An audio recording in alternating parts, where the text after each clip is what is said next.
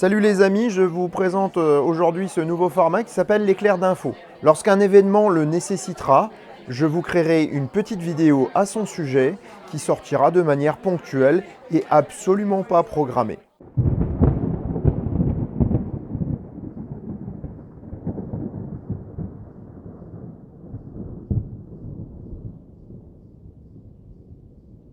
Le 5 janvier 2020, Henrik Fisker présente la Fisker Ocean. La présentation ne s'est pas faite au CES 2020 comme beaucoup d'autres constructeurs, mais en marge dans un salon privé d'un hôtel. Ça peut paraître étrange pour une marque qui a l'ambition de produire 1 million de véhicules sur 5 ans dès 2021. Étrangement similaire à la présentation de la Fisker Karma en 2008 qui devait être produite en 2009, qui finalement ne l'a été qu'en 2011. Comme pour la Karma, Fisker annonce avoir sécurisé ses apports et ses financements. En effet, la Fisker Karma avait été annoncée pour un prix de 80 000 $, c'est au-dessus de 100 000 qu'elle sera vendue, soit 20% de plus. La production devait être importante et au final, elle n'a été que de 2500 véhicules. Lorsqu'en 2011, il présente la Karma de production au Salon de Paris, tout va pour le mieux dans le meilleur des mondes. Les fournisseurs sont sûrs, le capital est sécurisé à hauteur d'1 milliard de $, et ils ont une superbe usine. Pareil lors de la présentation de l'Atlantique, dont on donne quelques caractéristiques très rapides, mais surtout pas trop de détails, avec une voiture qui est somme toute magnifique.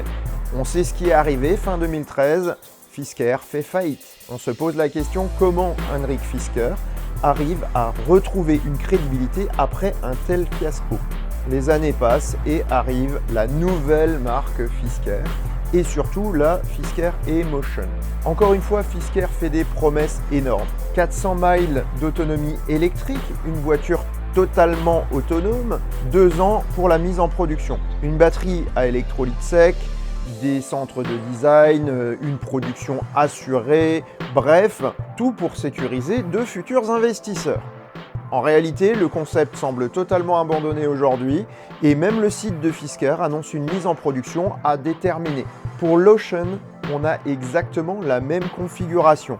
Fisker est extrêmement fort pour mettre de beaux attributs, de beaux noms sur des concepts habituels.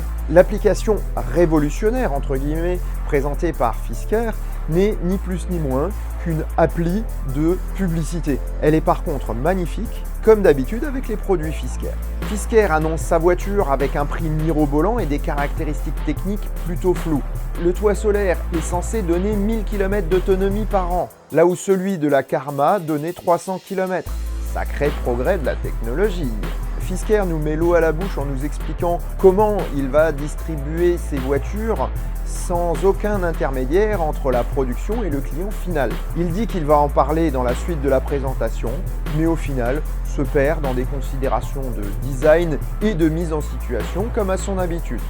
Il oublie totalement d'en parler, oubli volontaire ou non, je vous laisse juger. Enfin, Henrik Fisker dans sa présentation se met en place toutes les excuses pour ne pas réussir. En effet, Fisker s'excuse des approximations sur la technologie car sa société découvre l'électrification, le solaire ou les matériaux recyclés. Il estime en être au début du développement. Sachant que ses credos étaient identiques à ceux de la Fisker Karma en 2008, j'estime que 12 ans d'apprentissage, c'est déjà pas mal au niveau industriel et technologique.